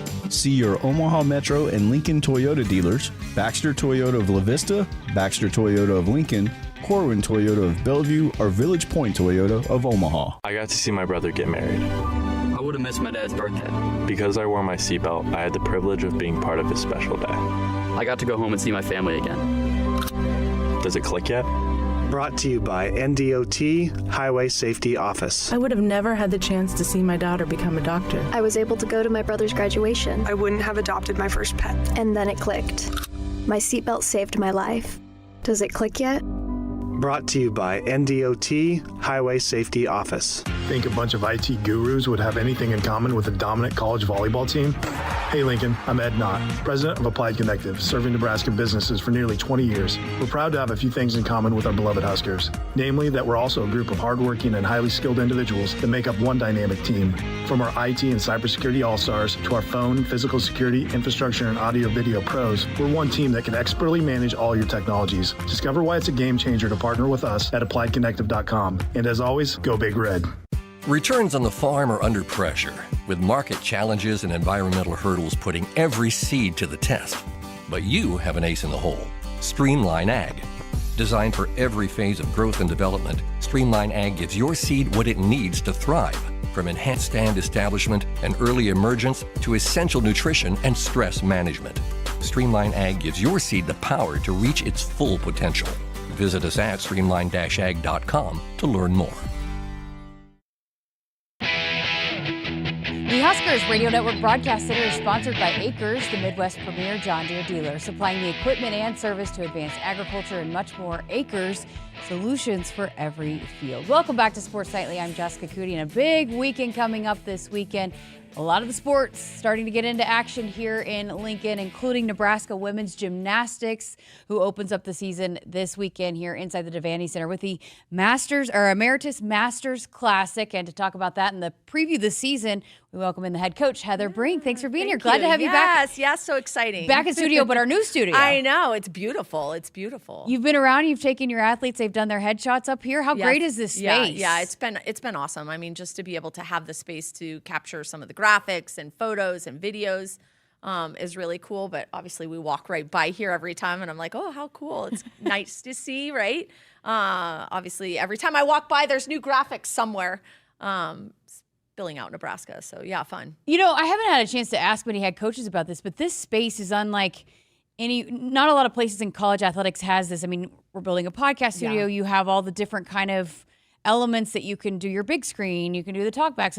How important is that in recruiting? Is that a good recruiting piece, I guess? Yeah. I mean, I think the athletes want to be somewhere where they feel valued, right? And to be able to show them all the resources that we do have for them to kind of build their platform, their name, image, and likeness is also really cool. I mean, even just using downstairs, we now use what we call the experience room, right? And with the videos for recruits and do pictures and stuff like that. So it's always the most exciting time for them to be able to do that. And so, yeah, it's pretty cool. I think it does help sell, obviously, the end, but also allows them to see what a priority we make our student athletes here. Great stuff. Well, can you believe it's time for another one coming up on Saturday? I know. We're super excited. It's our season opener, so not just home opener, but season opener. So it'll be nice to be able to stay home, and we've got to be able to practice in Devaney a couple times or in the arena. So yeah, just to be in our space will be a lot of fun. Well, you lost a lot of key contributors that have been a part of the program. And in fact, you've talked about how much these last 2 senior classes have meant to you because they kind of grew up with you. Right. How has life been without the Emma Spences, some of those athletes that just have been such a huge part of your program? Yeah, I mean, we're blessed that a lot of them stayed like close by. So I have got to see them and keep in touch with them, which is pretty cool. They'll come to the gym. And be able to, reach out and have conversations with them. But yeah, I mean, it's always a change, when people graduate and you have new incoming class coming in, it's certainly a change and you have to learn new, how to coach new athletes. And it's a big group of freshmen. So for us, 6 freshmen and being able to kind of learn their nuances and where they're going to contribute and how they're going to contribute is a lot of fun, but also just learning their personalities. You get to know them through the recruiting process, but not quite the same as when you're actually coaching them every day. So that's been a lot of fun. And then it's also been big shoes to fill for our kids that are now seniors, right? And them coming in and having to fill some of those leadership roles that our seniors were doing last year. And so it's been kind of fun to see that challenge as well and how they've grown and evolved, just as leaders, but also as a team. How does that challenge you as a coach when the turnover goes from, hey, we've got an old team to, hey, we've got a younger team? Yeah, I'll never forget. It was one of my first years kind of coaching as an assistant, and we had a big group of freshmen. And we were at a meet, and they had no idea what was going on, and things you would think they would just fall in line and, do that didn't happen. And you kind of go, oh boy, I should have taken the time to, kind of make sure they knew this is what was going to happen or what their expectations were. So I feel kind of prepared for it this year going, okay, it's just going to take a lot of over communication. As freshmen, they don't really know what they don't know, right? So you make assumptions sometimes to go, oh, they're going to know what it's like. They just don't, right? But we've done a lot of intentional things during preseason. Obviously, we've done a couple of our inter squads or scrimmages in-house. But leading up to that, we took a lot more intentional time of kind of doing run-throughs or dry practices, right, of what that would look like for them so that they would know. I think when we get into the actual arena, a whole nother energy level enters the game here. And so I think that'll be a new experience for them. Again, like I said, being at home, I think is pretty exciting. And we've already been in the arena, so it should be a little bit more comfortable for them. So it is kind of fun to open the season at home. That senior class, and I know we're moving on talking about a new season, but someone like Emma Spence, how many times did she compete in the all-around for you over 4 years? Oh my gosh, I don't know, but her hit rate was also very high as well. I think she only missed a couple meets for us in all-around. Yeah, so you have her that had a lot of routines over the last few. You had several seniors that had a lot of routines that you counted on. How do you feel about some of the athletes stepping into some of the, not being Emma Spence, but maybe filling some of those routines that you counted on for so long? Yeah, I mean, not only did she compete a lot, but she had a pretty high consistency rate. So we could, count on her delivering no matter where she was kind of in the lineup. So not only is it about filling the lineup, but it's filling the lineup with that same consistency, right? So I think we, have filled some of those spots with a lot of upperclassmen, juniors and seniors that have, kind of stepped into those roles. They've also, progressed and grown in their own ability to kind of manage that pressure situation. I mean, we're going to rely on a lot of different people, with the roster spot. I think you'll see some new faces in some different lineups, which I think will be fun. It'll provide a lot of opportunity for them to do that. Will it all be freshmen? Likely not. Like I said, Whitney Jenks is likely going to open up the all-around for us. She competed in the all-around for us last year as well, so she's stepping into that kind of big role. Isabel Sycon, who's also a junior, is training all 4 events this year and really excited to be able to contribute there as well. Olivia Burns, also a junior, right, is kind of stepping into that role as well. So I think you're seeing some of those kids grow into that maturity of being able to perform in that pressure situation too. You mentioned Isabel Sycon, Whitney Jinks, both of Big Ten gymnasts to watch, but for Whitney Jinks, she was someone that you relied on a lot in the all-around already in a couple of seasons. How have you seen her grow from being a superstar freshman and sophomore to now being in that junior kind of upperclassman role? I mean, I think she's kind of settling into, what the expectations are. It's just reminding her to enjoy the moment and have fun and not make any one moment bigger than it really needs to be because she's already that good, right? She'll anchor, bars for us this year, which will be a new spot for her. And so I think, just keeping her light in that moment is probably what's going to keep her most successful, and just kind of allowing her to do her gymnastics. But she's worked really hard over the summer, as have most of the athletes, even some of our seniors stepping into some of these roles as well. But yeah, I mean, I think they're ready to go and excited for the competition season. So do you go into this weekend, do you have an idea of lineups? Will that be something that you'll evaluate over the course of the first few weeks or so? Yeah, I mean, we coming into this portion of the year are a little banged up. So trying to kind of fill some of that space and who's going to step in and fill some of the roles. But I mean, I think every week we have an opportunity to kind of evaluate who's going to not only be consistent and deliver, but also, score the best for the team. So we have general ideas of what those lineup positions are. There's probably a few key spots that might kind of shift here and there. But again, I think, most of them are prepared for this. We've done a lot of run-throughs and excited to do that. That shouldn't necessarily matter. If you throw one person in and take another person out, hopefully they'll just fill the gap and be able to do that. So yeah, looking forward to, just kind of enjoying the moment and starting the season off strong. 6 freshmen we mentioned. Tell us about that group. Can any of them come in and contribute right away? Yeah. Unfortunately, we have a couple that have gotten injured, but Karis Griffin will come in this year. Strong all-arounder. She's practicing all 4 events. I think you'll see her this weekend on vault and bars, and beam is, something I think you'll see from her throughout the year. I think we're trying to, kind of test okay, how much can they manage? We have Tegan Shaver, who was on the Canadian national team. So replacing one Canadian, Emma Spence leaves, you got another one. She's coming off an injury, and I think she'll start with vault this weekend. But you'll see her progress into all 4 events as well. We have Peyton Peck, who's from, Illinois, and she's a strong vaulter, power kid, and she'll start, help us out on vault as well this year. So, just really looking forward to, kind of seeing how they manage that space, trying to also manage them and allowing them the space to kind of grow and develop as athletes as well.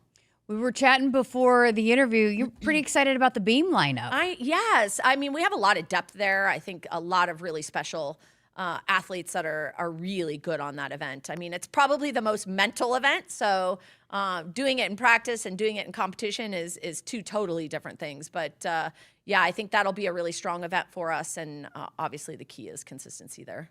I remember this time a year ago, we were previewing the season, and you brought up Lauren Homocello, a hometown Husker, as a Husker to watch. And then she ends up doing really big things for you, especially in that floor lineup. Is there maybe something like that you can give us a heads up on? Yeah, I mean, she's back in the floor lineup. She's got a new floor routine, so it's really cute and a lot of fun to watch. She's just a really special kid. Always has a smile on her face, and to me represents, what we are as a state and a university with Nebraska. But I think you'll also get to see her in balance beam this year as well. So, really excited to see her kind of lead us in that space as well. I think she'll anchor floor to start off. So, it'll be fun. That's awesome. Great opportunity for her. Tell us about the floor lineups, because obviously it's always a crowd favorite. I ask you every year, what can we expect in those lineups? Yeah, I mean, we're looking for clean landings at this point, just kind of being able to perform again, having that adrenaline. Obviously, the more people in the stands, that adrenaline kind of picks up. So helps them be able to do it, but being able to control it. But Molly Korth has done our choreography this year. She's one of our assistant coaches. and has done a really great job. So the floor routines are really entertaining, and we've been working on, performing up to the, the rafters and making sure that those people feel included in part of it. So I hope people come, enjoy it, watch for our Go Big Reds. So there's a lot of spaces in our routines that we are chanting Go Big Red. So hopefully they'll join in us as they learn where those spaces are. There always seems to be a favorite in the routines. Do you have maybe an inclination of what might be the big crowd pleaser? I mean, I think they're all different, right? In how they perform. We talked about Whitney. She's got a new routine this year. That's a lot of fun. Isabel will be in the lineup, so I think that will be a lot of fun.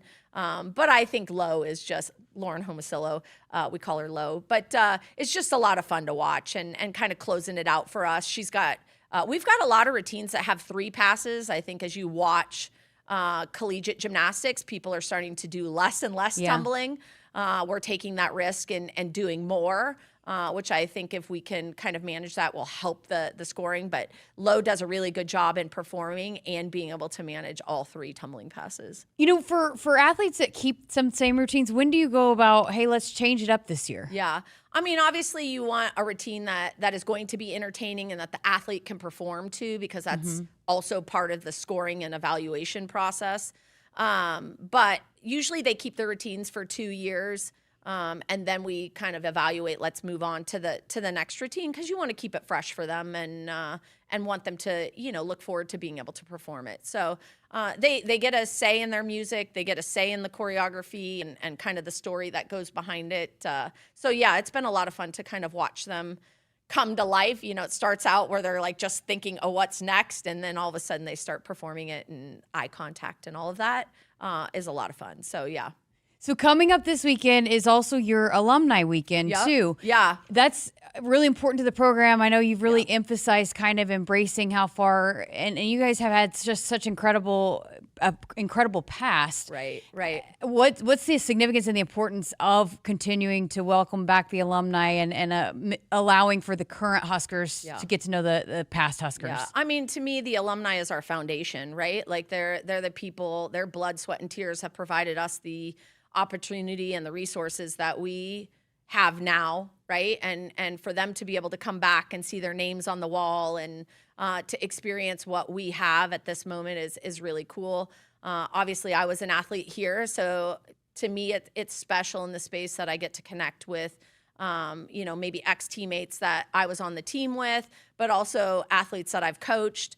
And so it's really kind of fun to see that full circle moments as well. But, we talked about these resources and these facilities, and they come back and they're like, oh my God, this is crazy how different this is. And so it's a lot of fun to be able to show that off to them as well. And hopefully they know that, for us, it's important that our current athletes know, their work and the records that they have set as well. Yeah, absolutely. Emeritus Masters Classic, another year that Emeritus is sponsoring this event. They're the official partner of all of Husker women's sports. What does that partnership mean? I want to give you a chance to brag on Emeritus, because I'm a big fan too. They sponsor our podcast, and they're very, very big advocates of women's sports here in Lincoln. I mean, it's unbelievable that, we have a company that's local that is willing to, kind of step up to the plate and be able to support not just one sport, right, but all female sports. And they've done a really great job of helping us in these environments, right? And so it's pretty cool to see that. That's gone from, just being the Masters Classic to now it's the Emeritus Masters Classic. And their logos are on things. And I think they'll be there to hand out the awards. We do physical awards for this competition. And so that's kind of fun to be able to see that connection. But I mean, just for our student athletes to know that there's, local people that are invested in the success of the program and them as athletes is also pretty special. Oh, awesome stuff. Well, there's 4 teams that are going to be here. Tell us about what it's going to look like. And again, 3:00 on Saturday. What is the whole kind of overall look of this meet looks like? So it can be a little crazy because there's 4 events kind of happening. And there's a team on every event. So the home team always rotates in what we call Olympic order. So we'll start on vault. We'll go vault, bars, beam, floor. Missouri is coming. They finished 4th in the country last year and started off their season. They had a season opener last weekend and started off pretty strong. So they'll start on bars. We'll follow them. And then Wisconsin, University of Wisconsin lacrosse and University of Wisconsin stout will both be here as well.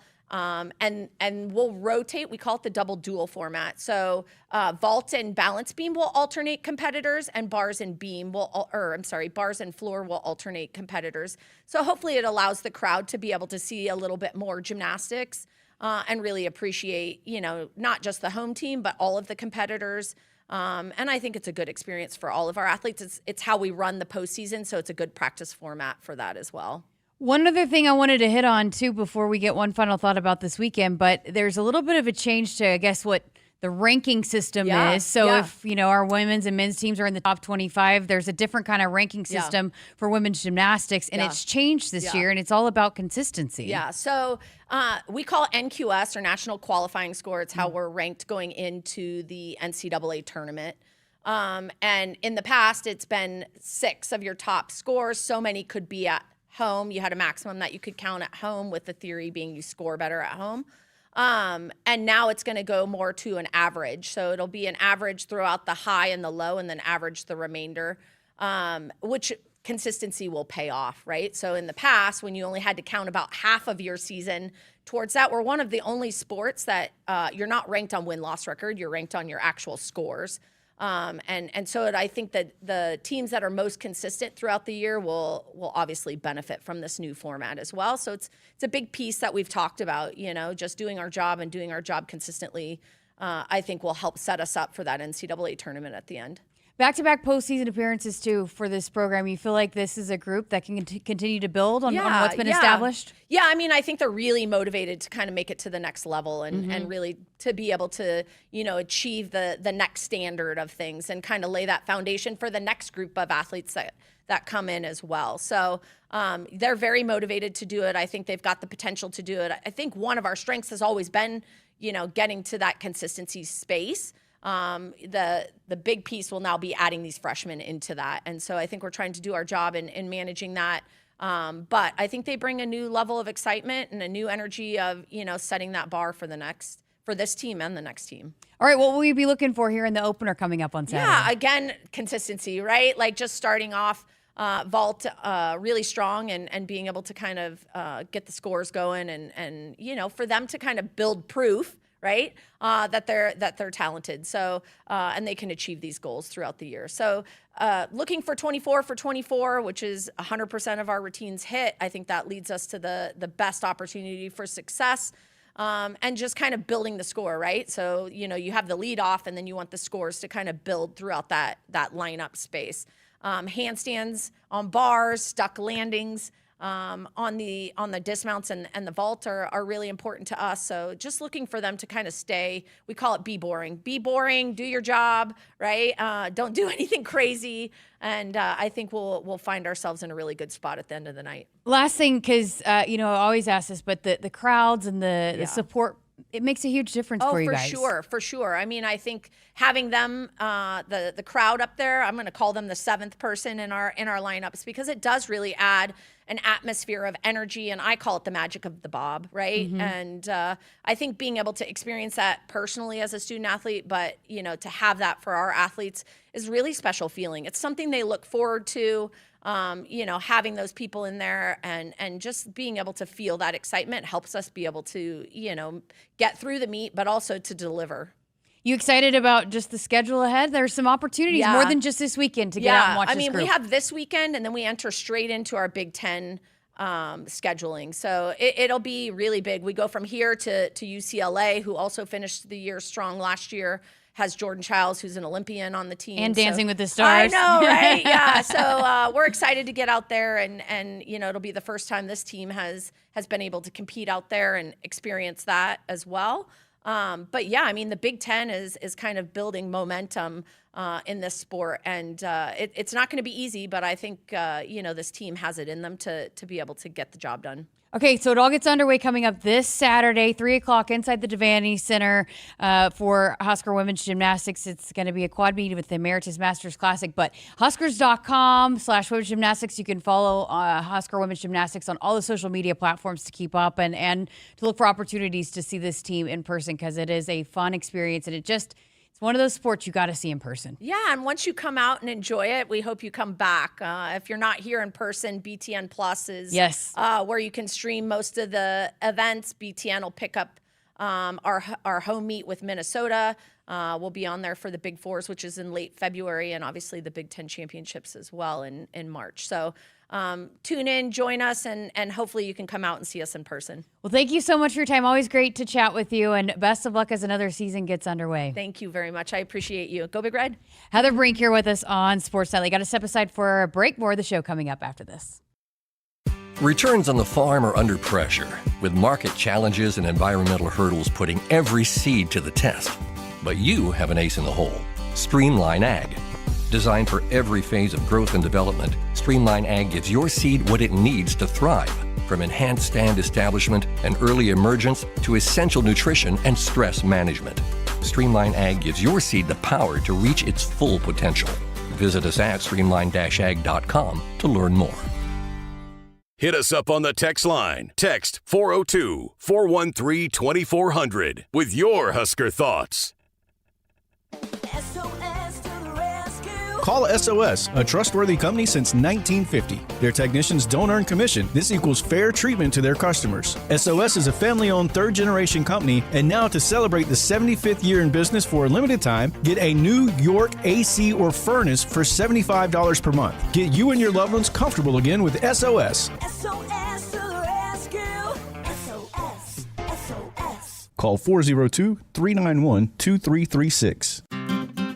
Dear weekend, Toyota trucks are raring to go. Gearing up for fall, Tundra is all in for hauling.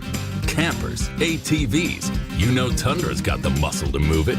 Going off the beaten path? Tacoma says, let's do this. With handling that tackles tough trails and the backbone to take you where the pavement can't. Both trucks pack sweet tech, posh cabins, and Toyota's legendary reliability. So whether it's a fishing trip at dawn, tailgate at noon, or a remote sunset at, sunset, these trucks are built to make every weekend epic. Find yours at Toyota.com. Toyota, let's go places. See your Omaha Metro and Lincoln Toyota dealers: Baxter Toyota of La Vista, Baxter Toyota of Lincoln, Corwin Toyota of Bellevue, or Village Point Toyota of Omaha. I would have never had the chance to see my daughter become a doctor. Because my mom wore her seatbelt that day, I get to hug her when I go home. And then it clicked. Because I wore my seatbelt, I learned that one moment in time can change a person's life forever. Brought to you by NDOT Highway Safety Office. The day we were hit was the second to last day of our high school careers. We were about to graduate as best friends together. And then it clicked. Because we wore our seatbelt that day, we still get to experience life together. Brought to you by NDOT Highway Safety Office. There is no place like Nebraska, and there's no peace of mind like knowing you have a dedicated team of technology experts working for your business around the clock. Hey Lincoln, I'm Ed Knott, president of tech company Applied Connective. It's a privilege to serve our great state for nearly 2 decades now with managed IT, cybersecurity, phone systems, physical security, and audio-video solutions. Our team understands the importance of fitting you with the right technologies to help your business perform at its peak potential all day, every day. Discover more at appliedconnective.com and go Big Red. Nebraskans are choosing chiropractic for better health. Why chiropractic? Because it's safe, drug-free, and a cost-effective treatment option for back and joint pain. Plus, all generations can benefit from natural chiropractic care. Choose chiropractic first for pain relief or to improve your mobility, athletic performance, or overall wellness. Make chiropractic your first choice for better health, and find a chiropractic physician near you at nebraskachiropractic.org. Get your life back with chiropractic. The Huskers Radio Network Broadcast Center is sponsored by Akrs, the Midwest premier John Deere dealer, supplying the equipment and service to advance agriculture and much more. Akrs, solutions for every field. Welcome back to Sports Nightly. Always appreciate Heather Brink stopping by. I love chatting with her.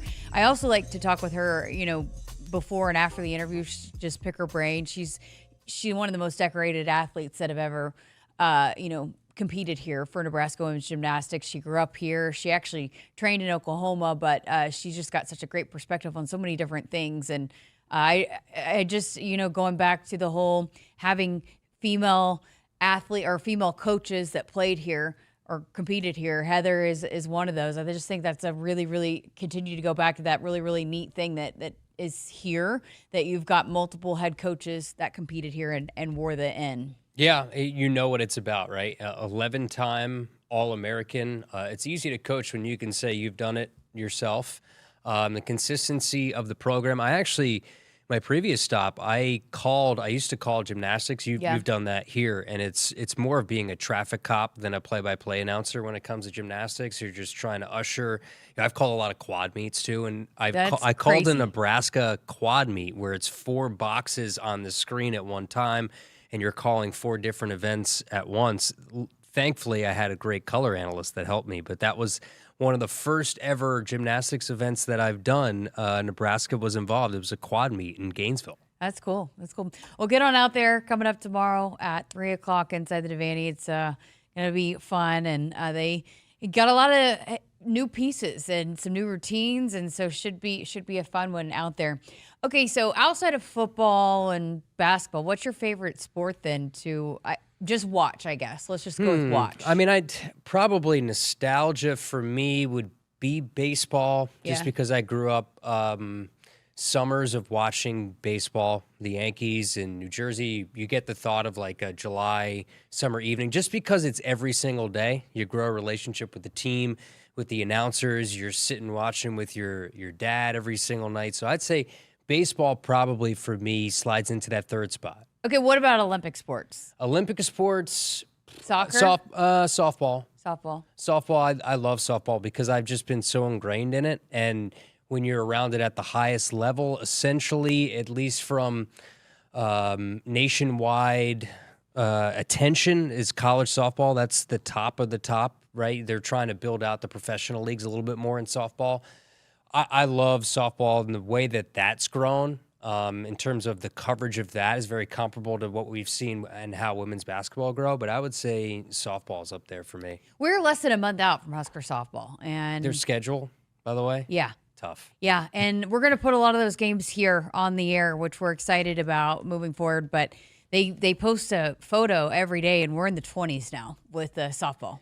Yeah, it's that first weekend of February. It's coming. Yeah. Like my doing some baseball games here on the network this year. I've already started that process. Baseball was up here yesterday. I think softball should be up here soon for their internal media days. But look, their full schedule, softball schedules came out today. They're going to play Texas twice. Of course, the defending national champion. They have Washington, LSU. They never played in the regional last year because LSU, they had a stinker in the postseason. UCF, who's a really good program. Texas Tech. They play Texas Tech, Najee Kennedy, Tennessee. Which last year they did play, and Jordy pitched, and she did not. That's right. I remember very early in the season. And people were so disappointed because we wanted to see, which is a shame. Basically, the 2 best pitchers in the country go at it, and we didn't get to see it. Everybody was waiting for that matchup. And I remember the lineup card came out, and Twitter went wild. Yeah. Tennessee, Carlin Pickens is back. Tennessee is very much a World Series team. And Georgia. that was a team that Nebraska beat on the Friday night, and the took till Game regional. 3. Was it 1-0 Game 3? It was a pitcher. It was really fun to watch. But yes, Nebraska came out and really shocked the world and taken out LSU, and then advanced to that super regional last year and took them to 3. That was a really good super regional. Yeah. Georgia, they have South Carolina, 2 super regional teams from last year. A&M, remember their season last year, they were the number 1 overall seed and lost a regional, right, to Liberty? Was it a regional they lost? They didn't get to a Super Bowl. They didn't get to a Super. Cal, who's a good program, and then Oklahoma State, Kenny Gajewski, who's a really good coach, gets them consistently to Oklahoma City. They play them 3 times. Like, their non-conference schedule is ridiculous. Their RPI is going to be really good. Now, in Nebraska's vantage point, they should be a top 10 program. So a lot of these programs I just listed off look at Nebraska this way too. Right, exactly. So tickets are on sale if you want to be inside Bowlin Stadium right now. And I know Coach Travell has been doing a big push on that, and they want to be. This is another team that is top in the country in attendance, certainly leads the Big Ten, and so they want to make it rocking. And Jordy Fromm, she changed her name, so this is going to be the last season that we get to see. How's Nate going to do with that, by the way? I'm sure he's practicing, right? You have to, because I have to think about it. It's like you can't say all of a sudden, you can't say San Diego Chargers anymore or Oakland Athletics because they move, and all these years have just burnt into your memory. It switches like that. So Nate's going to have an incredible task ahead of him. Good luck, Nate. Good luck. We're going to hear lots of Nate here shortly, and also in less than 30 days. But again, Huskers.com/tickets if you want to get your softball tickets. And we'll keep you posted on our plans moving forward for softball radio coverage. But we are planning on putting them here on the network. We had lots of requests for that last year, so we're going to be able to make it happen here coming up this season. So we're really, really excited about that. All right, going to get to a break. We're back to wrap up the show next. Hit us up on the text line. Text 402-413-2400 with your Husker thoughts. Returns on the farm are under pressure, with market challenges and environmental hurdles putting every seed to the test. But you have an ace in the hole. Streamline Ag. Designed for every phase of growth and development, Streamline Ag gives your seed what it needs to thrive, from enhanced stand establishment and early emergence to essential nutrition and stress management. Streamline Ag gives your seed the power to reach its full potential. Visit us at streamline-ag.com to learn more. Nebraskans are choosing chiropractic for better health. Why chiropractic? Because it's safe, drug-free, and a cost-effective treatment option for back and joint pain. Plus, all generations can benefit from natural chiropractic care. Choose chiropractic first for pain relief or to improve your mobility, athletic performance, or overall wellness. Make chiropractic your first choice for better health, and find a chiropractic physician near you at nebraskachiropractic.org. Get your life back with chiropractic. Welcome back. Final segment here for us here on this Friday night edition, heading into the weekend with Kyle Crooks. I'm Jessica Coody, and we talked about this in hour number one, but hey, this is going to be a big challenge for Nebraska men's basketball coming up tomorrow at Indiana, another big road test, and it's early. Has this team played at 11 a.m. yet? Because last year they played quite a few, and it was a little bit of a challenge. So early tip-off, not always ideal. It's going to be on the Big Ten Network. We'll have the call for you starting at 10 a.m., but that's early to play basketball. Yeah, it is early, but they probably have a lot of early practices and they do. They practice in the morning. So their body clocks will be ready to go. It's another one of those tests, Jess, and like we mentioned in the first hour, that they're not expected to win because this is still new for a lot of people, especially national pundits. They're an underdog going into this game, a storied road venue, a team that can score. They can score at an incredibly high clip. I believe they hit 10 or so threes per game, so you got to guard the arc. But can you do what you've done in a couple of these Big Ten road games? Can you get off to a fast start, which buoyed them against Ohio State because they had some lulls there in the second half when Ohio State was able to take a lead? Can you find a way to get off to a fast start, get the crowd out of it? And Nebraska wins this game, the legend only continues to grow. Yeah, so then you got you got Oregon back at home next week, and then you're on the road. It's kind of back in every other game back at home. But yeah, this is a big one as they take their undefeated record on the road. But how many times have we said that the defense travels? So big one coming up tomorrow, which we will have the call for you starting at 10 a.m. Hopefully Kent and Jeff got their coffee, or if Kent doesn't need coffee. Ben, if you're on the Ben McLaughlin train, you got a couple energy drinks, but it's gonna be an early one again, 10 a.m. for the pregame show for Nebraska men's basketball at Indiana, 11 a.m. tip, and that's on the Big Ten Network. And then once again, reminder, you can get on out to PBA on Sunday for a big one for Nebraska women's basketball, taking on UCLA, top 5 team in the country, number 4 actually going into this one. So big opportunity for both Nebraska basketball teams coming up Saturday and Sunday, and we'll have all the action for you right here on the Huskers Radio Network. All right, thanks for listening. For Kyle Crooks, I'm Jessica Coody. Thanks to Russ, and have a great weekend. We'll talk to you here on Monday on Sports Nightly.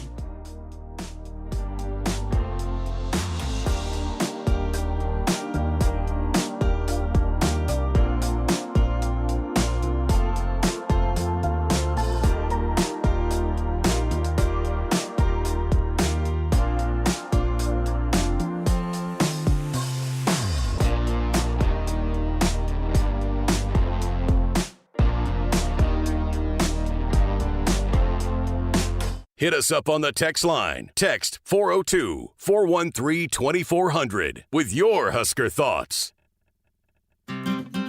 Dear weekend, Toyota trucks are raring to go. Gearing up for fall, Tundra is all in for hauling. Campers, ATVs, you know Tundra's got the muscle to move it. Going off the beaten path? Tacoma says, let's do this. With handling that tackles tough trails and the backbone to take you where the pavement can't. Both trucks pack sweet tech, posh cabins, and Toyota's legendary reliability. So whether it's a fishing trip at dawn, tailgate at noon, or a remote sunset at, well, sunset, these trucks are built to make every weekend epic. Find yours at Toyota.com. Toyota, let's go places. See your Omaha Metro and Lincoln Toyota dealers, Baxter Toyota of La Vista, Baxter Toyota of Lincoln, Corwin Toyota of Bellevue, or Village Point Toyota of Omaha. The work is dirty and sometimes dangerous. It's the kind that can break your body, and if you let it, your spirit. But while there may be better ways to make a living, you won't convince me there's a better way to live. I'm a Nebraska corn farmer, and there's nothing else I would rather be. Brought to you by the Nebraska Corn Board. Spotting the perfect fit is kind of your thing. So when it comes to finding a used car, start your search at FordBlueAdvantage.com and find the perfect certified pre-owned vehicle at your local Ford dealer. One that comes with serious perks, like a thorough inspection, a Ford-backed warranty, even a Carfax report. Because you know what they say, the best finds are the ones that feel made for you. Ford Blue Advantage. Used car buying that's built for you. Available at participating